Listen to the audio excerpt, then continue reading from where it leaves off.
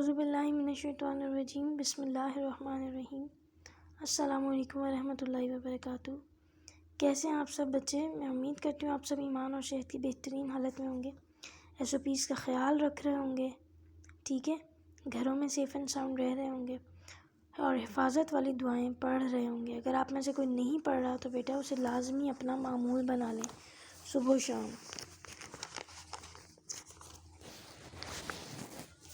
जी बेटा, तो कल हमने जो पॉइंट पढ़ा था वो था लैंड एंड सी ब्रीजेस। हमने कन्वेक्शन वाला पॉइंट पढ़ा था, ग्लाइडिंग आपको शामिल नहीं है। अगला पॉइंट है रेडिएशन। रेडिएशन क्या है? रेडिएशन आपके पास हीट को ट्रांसफ़र करने का एक तीसरा तरीका है, ठीक है। जैसे पहले आपने कंडक्शन और कन्वेक्शन पढ़ा जिसमें आपको किसी सरफेस की किसी मीडियम की ज़रूरत होती थी, रेडिएशन में नहीं है। कंडक्शन में मॉलिक्यूल्स वाइब्रेट करते थे और आगे आगे ट्रांसफ़र करते थे और वो मॉलिक्यूल किसी मीडियम के होते थे। जैसे चम्मच है तो चम्मच के अपने मॉलिक्यूल्स जो गर्म हो जाते थे एक एंड से दूसरे एंड तक। कन्वेक्शन में एयर जो है वो एयर क्या बेसिकली ये फ्लूइड्स में था कन्वेक्शन, तो उसमें भी आपको मीडियम चाहिए था, फ्लूइड चाहिए था जिसके मॉलिक्यूल्स जो है वो मूव कर रहे थे फ्रीली। अब हमारे पास जो रेडिएशन है इसमें क्या होगा, डायरेक्टली हीट ट्रांसफ़र हो जाएगी एक प्लेस से दूसरी जगह, लेकिन विदाउट एनी मीडियम के बगैर, but in the form of waves की फॉर्म में, लहरों की शक्ल में। And the waves are called electromagnetic waves, और वो वेव्स होती हैं इलेक्ट्रोमैग्नेटिक वेव्स, ठीक है। रेडिएशन को हम पढ़ते हैं। Our sun is the major source of heat energy. हमारा सूरज जो है वो हीट एनर्जी का सबसे बड़ा सोर्स है, सबसे ज़्यादा हीट एनर्जी में वहीं से मिलती है। But how does this heat energy reach the earth? लेकिन किस तरह से ये हीट एनर्जी ज़मीन तक आती है?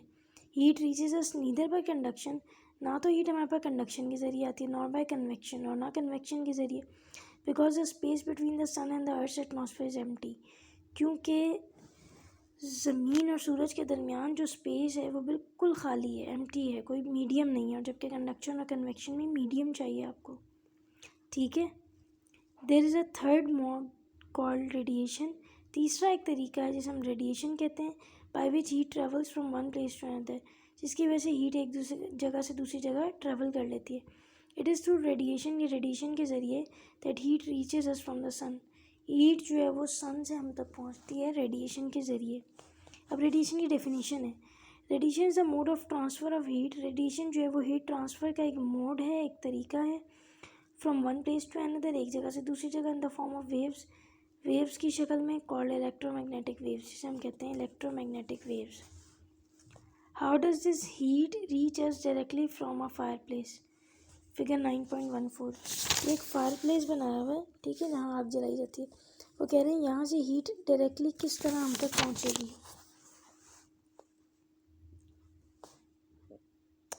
Figure 9.14 shows a fire place. ये हमें फायर प्लेस दिखा रही है तस्वीर, such as use for room heating, जो कि कमरे को गर्म करने के लिए इस्तेमाल होता है। Heat does not reach us bye conduction through air. Heat जो है यहाँ पे अब फायर प्लेस से हम तक कंडक्शन के ज़रिए नहीं आई from a fire place, because air is a poor conductor of heat. क्योंकि कंडक्शन में आपको एक मीडियम चाहिए जो हीट को कंडक्ट कर सके, और अगर वहाँ से हीट हम तक आएगी और एयर के ज़रिए आएगी तो एयर को कंडक्टर होना चाहिए, लेकिन एयर एक पुअर कंडक्टर, इसलिए हीट एयर के ज़रिए नहीं आएगी। Heat does not reach us, heat हम तक नहीं आएगी बाय कन्वेक्शन, कन्वेक्शन के ज़रिए भी हीट हम तक नहीं आएगी, because the air getting heat from the fire place, लेकिन वो फायर प्लेस में से जिस एयर को हीट मिल रही है does not move in all direction, वो सब डायरेक्शंस में नहीं जाएगी, ठीक है। Hot air moves upward from the fire place. Hot air, गर्म हवा जो है फायर प्लेस से ऊपर की तरफ चली जाएगी। Heat from the fire place से जो हीट है रीचेस अस डायरेक्टली हम तक आएगी, डायरेक्टली बाय डिफरेंट प्रोसेस, एक मुख्तलिफ तरीके के ज़रिए, इन द फॉर्म ऑफ वेव्स की शक्ल में, कॉल्ड रेडिएशन, जिसे हम क्या कहते हैं, रेडिएशन कहते हैं। अ शीट ऑफ पेपर और cardboard kept in the path of radiations stop these waves to reach us. किसी पेपर की या कार्डबोर्ड की अगर आप कोई शीट बना लें और उसे रेडिएशंस के रास्ते में रख दें तो वो वेव्स रुक जाएंगी, हम तक नहीं आएंगी।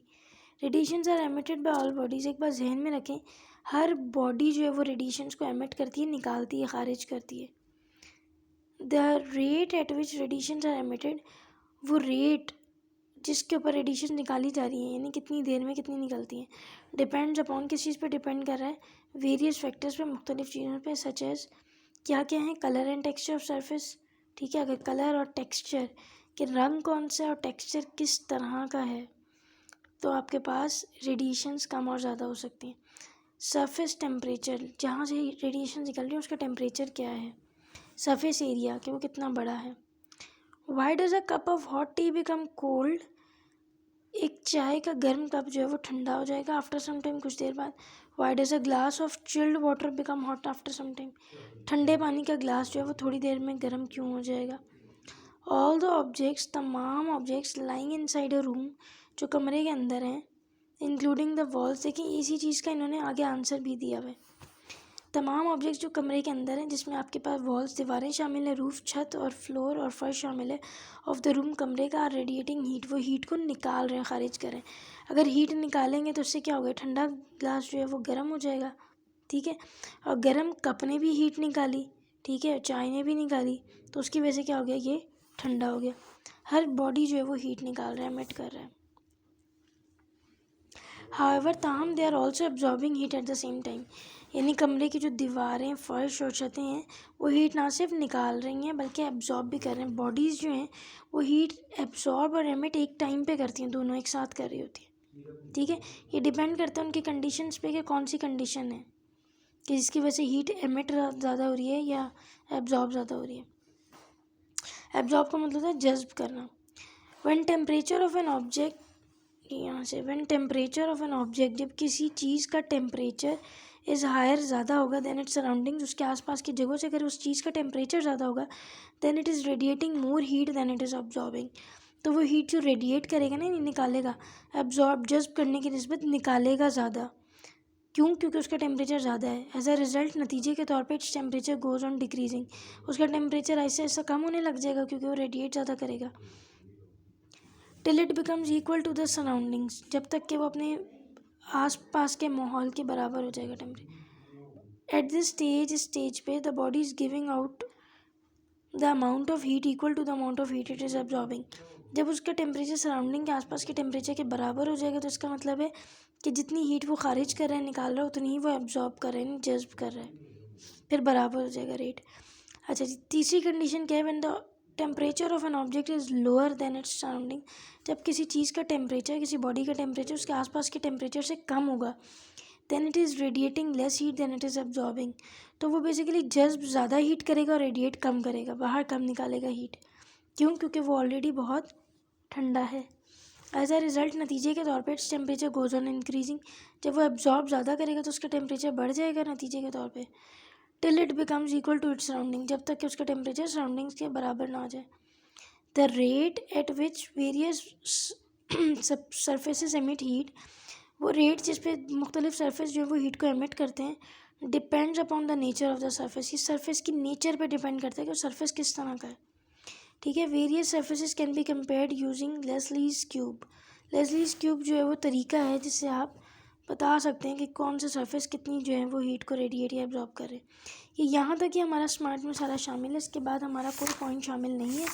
इंशाल्लाह कल से हम एक्सरसाइज को देखेंगे। ठीक है, अपना ख्याल रखिएगा। फ़ी अमान अल्लाह।